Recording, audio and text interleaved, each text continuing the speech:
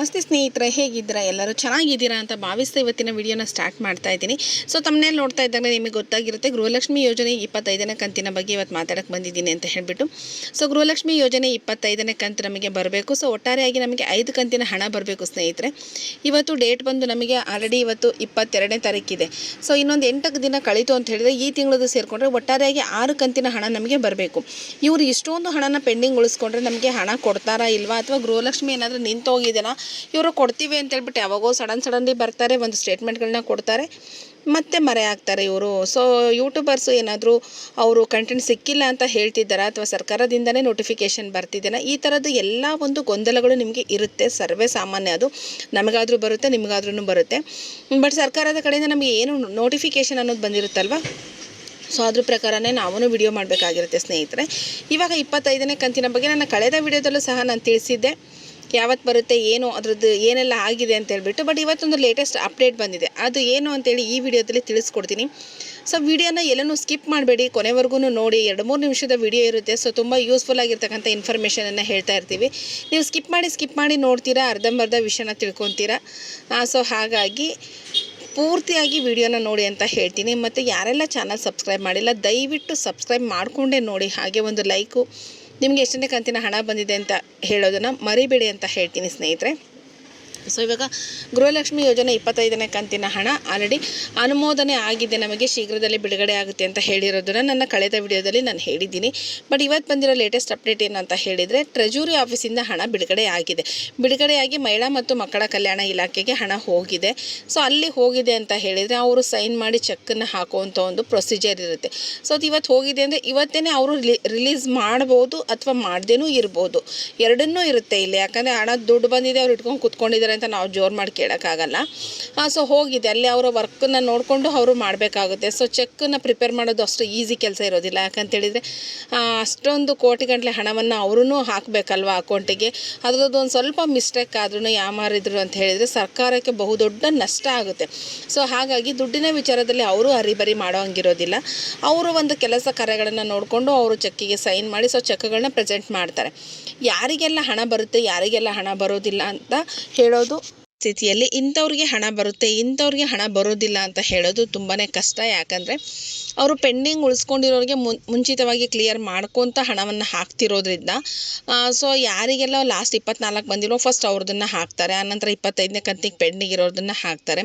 So ಈ ರೀತಿಯಾಗಿ ಹಣವನ್ನು ಹಾಕ್ತಾರೆ. ಇಂಥ ಡಿಸ್ಟಿಕ್ಕಿಗೆ ಮೊದಲು ಬರುತ್ತೆ, ಇಂಥ ಡಿಸ್ಟಿಕ್ಕಿಗೆ ಮೊದಲು ಬರೋದಿಲ್ಲ ಅಂತ ಹೇಳೋದು ಖಂಡಿತವಾಗ್ಲೂ ಅಸಾಧ್ಯವಾಗಿರೋ ವಿಚಾರ ಅಂತಲೇ ಹೇಳ್ಬೋದು. ಮುಂಚೆ ಆದರೆ ಹೇಳ್ಬೋದಿತ್ತೋ ಏನೋ ಗೊತ್ತಿಲ್ಲ, ಬಟ್ ಮುಂಚೆಯಿಂದಲೂ ನನಗೆ ಅದ್ರ ಬಗ್ಗೆ ನಂಬಿಕೆ ಇಲ್ಲ. ಯಾಕಂದರೆ ಯಾರು ಅರ್ಜಿಯನ್ನು ಯಾವ ರೀತಿ ಹಾಕಿರ್ತಾರಲ್ವ ಆ ಒಂದು ಬೇಸ್ ಮೇಲೆ ಅವ್ರು ಕ್ಯಾಟಗರಿ ಡಿವೈಡ್ ಮಾಡಿರ್ತಾರೆ, 1ನೇ ಹಂತ, 2ನೇ ಹಂತ, 3ನೇ ಹಂತ ಅಂತೇಳಿ. ಸೊ ಇದನ್ನು ನಾವು ಕಲ್ಪನೆ ಮಾಡ್ಕೊಳೋದು ಸ್ವಲ್ಪ ಕಷ್ಟ ಆಗುತ್ತೆ ಸ್ನೇಹಿತರೆ. ಮತ್ತು ಅವರು ಹಣವನ್ನು ಹಾಕಿದ್ರೆ 2 ತಿಂಗಳ ಹಣ ಒಟ್ಟಿಗೆ ಹಾಕ್ತೀವಿ ಅಂತ ಹೇಳಿದ್ದಾರೆ. 25, 26 ಒಟ್ಟಿಗೆ ಹಾಕ್ತೀವಿ ಅಂದಿದ್ದಾರೆ. ಸಪೋಸ್ 25, 26 ಬಂತು ಅಂತ ಹೇಳಿದರೆ ನಮಗೆ ಫೆಬ್ರವರಿ, ಮಾರ್ಚ್ ತಿಂಗಳ ಹಣ ಕ್ಲಿಯರ್ ಆದಂಗೆ ಒಟ್ಟಿಗೆ ಹಾಕಿದರೆ.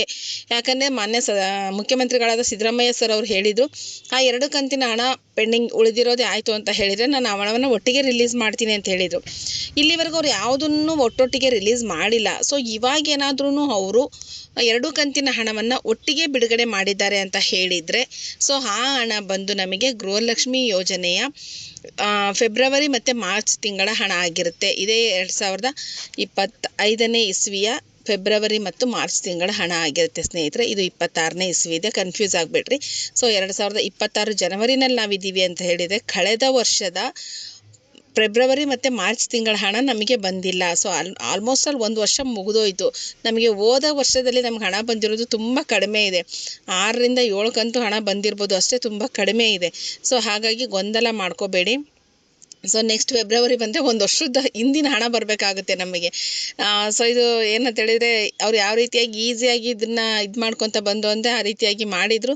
ಬಟ್ ಸದನದಲ್ಲಿ ಅದಕ್ಕೆ ಸರಿಯಾಗಿ ಉತ್ತರವನ್ನು ಸಹ ಅವ್ರು ಕೊಟ್ಟಿದ್ದಾರೆ. ಹೌದು, ಬಂದಿಲ್ಲ ಅಂತಲೂ ಹೇಳಿದ್ದಾರೆ, ನಾವು ಕೊಡ್ತೀವಿ ಅಂತಲೂ ಹೇಳಿದ್ದಾರೆ. ಬಟ್ ಇದನ್ನು ನಾವು ಹೇಳ್ತೀವಿ, ಕುತ್ಕೊಂಡು ಹೇಳೋದು ಸುಲಭ, ಬಟ್ ಇದನ್ನು ನಡೆಸೋದು ಅಷ್ಟು ಸುಲಭವಾಗಿರೋದಿಲ್ಲ. ಅವರೇನೋ ಮಾತಿನ ಬರದಲ್ಲಿ ಅವರು 5 ಯೋಜನೆಗಳಂತ ಹೇಳಿಬಿಟ್ಟಿದ್ದಾರೆ ಏನೋ ಗೊತ್ತಿಲ್ಲ, ಬಟ್ ಅದಕ್ಕೆ ಬದ್ಧವಾಗಿ ನಡ್ಕೊತಾ ಇದ್ದಾರೆ. ಬಟ್ ಆನ್ ಟೈಮಿಗೆ ಕೊಟ್ಟರೆ ಎಲ್ಲರಿಗೂ ಒಳ್ಳೆಯದು ಅನ್ನೋದು ನಮ್ಮ ಒಂದು ಅಭಿಪ್ರಾಯ ಆಗಿದೆ. ಸೊ ನಿಮ್ಮ ಅಭಿಪ್ರಾಯ ಏನು? ಈ ಯೋಜನೆಗಳಿಂದ ಯಾರಿಗೆಲ್ಲ ಏನೇನು ಬೆನಿಫಿಟ್ಸ್ ಆಗಿದೆ, ಯಾವ ಯೋಜನೆ ಇರಬೇಕಿತ್ತು, ಯಾವ ಯೋಜನೆ ಇರಬಾರ್ದಿತ್ತು ಅಂತ ದಯವಿಟ್ಟು ನೀವು ಕಮೆಂಟ್ ಮಾಡೋದನ್ನು ಮರಿಬೇಡಿ ಅಂತ ಹೇಳ್ತೀನಿ. ತುಂಬ ಜನ ಹೇಳ್ತಾ ಇರೋದು ನಮಗೆ ಶಕ್ತಿ ಯೋಜನೆ ಬೇಡವಾಗಿತ್ತು ಅಂತ ಹೇಳ್ತಾರೆ. ಸೊ ಅದರಿಂದನೇ ಸುಮಾರಷ್ಟು ಹಣ ಉಳಿತಾಯ ಆಗ್ತಾ ಇತ್ತು. ಮತ್ತು ಸಾರಿಗೆ ಮುಷ್ಕರ ಈ ಥರದ್ದು ಯಾವುದು ಬರ್ತಾ ಇರಲಿಲ್ಲ. ಅದೇ ಹಣನ ಅವ್ರು ಗೃಹಲಕ್ಷ್ಮಿ ಕೊಟ್ಟಿದ್ರು ಹೆಲ್ಪ್ ಆಗ್ತಾ ಇತ್ತು ಅಂತ ಹೇಳ್ತಾರೆ. ಸೊ ನಿಮಗೆ ಶಕ್ತಿ ಯೋಜನೆ ಇರಬೇಕಿತ್ತಾ ಅಥವಾ ಇರಬಾರ್ದಿತ್ತಾ, ಅಥವಾ ಗೃಹಲಕ್ಷ್ಮಿ ಯೋಜನೆ ಒಂದನ್ನೇ ಅವ್ರು ಮಾಡಿದ್ರು ಸಾಕಾಗ್ತಿತ್ತಾ? ಸೊ ನಿಮ್ಮ ಅಭಿಪ್ರಾಯ ಏನು ಅಂತ ನನಗೆ ಕಮೆಂಟ್ ಬಾಕ್ಸಲ್ಲಿ ತಿಳಿಸೋದನ್ನು ಮರಿಬೇಡಿ ಅಂತ ಹೇಳ್ತೀನಿ. ಸೊ ಗೃಹಲಕ್ಷ್ಮಿ ಯೋಜನೆ 25, 26ನೇ ಕಂತಿನ ಹಣ ನಿಮಗೆ ಇವತ್ತು ಬರ್ಬೋದು, ನಾಳೆ ಬರ್ಬೋದು, ಅಥವಾ ಇನ್ನೊಂದು 2-3 ದಿನದಲ್ಲಂತೂ ಬರ್ಬೋದು. ಬರೋದಂತೂ ಪಕ್ಕ ಆಗಿದೆ. ಸೊ ಅವರೇನೆ ಹೇಳಿದ್ದಾರೆ. ಸೊ ನಾನು ಎಲ್ಲ ವಿಡಿಯೋದಲ್ಲಿ ಹೇಳಿರ್ತೀನಿ, ಇವತ್ತಂದರೆ ಇವತ್ತೇ ಬರೋದಿಲ್ಲ, 3-4 ದಿನ ಆಗುತ್ತೆ, ಒಂದು ವಾರ ಆಗುತ್ತೆ, ವೆಯ್ಟ್ ಮಾಡಿ ಅಂತ. ಸೊ ನಾನು ಕಳೆದ ವಿಡಿಯೋದಲ್ಲಿ ಹೇಳಿದ್ದೆ ನಿಮಗೆ ಈ ವಾರದ ಎಂಡು ಅಥವಾ ಮುಂದಿನ ವಾರದ ಫಸ್ಟ್ ವೀಕಲ್ಲಿ ಬರ್ಬೋದು ಅಂತ ಹೇಳಿದೆ. ಸೊ ಇವಾಗಲೂ ಅದೇ ಥರನೇ ಆಗ್ಬೋದು. ಒಂದು ಸ್ವಲ್ಪ ಕಾದು ನೋಡಿ, ಇವತ್ತು ನಾಳೆ ನಾಡಿದ್ದು ಬರ್ಬೋದು ಅಂತ ಅಂದ್ಕೊಂಡಿದ್ದೀನಿ. ಸೊ ಯಾರೆಲ್ಲ ನನ್ನ ಚಾನಲ್ ಫಸ್ಟ್ ಟೈಮ್ ನೋಡಿದ್ರೆ ಪ್ಲೀಸ್ ಸಬ್ಸ್ಕ್ರೈಬ್ ಮಾಡಿ, ಸಪೋರ್ಟ್ ಮಾಡಿ ಅಂತ ಹೇಳ್ತೀನಿ. ಥ್ಯಾಂಕ್ ಯು ಎಲ್ಲರಿಗೂ.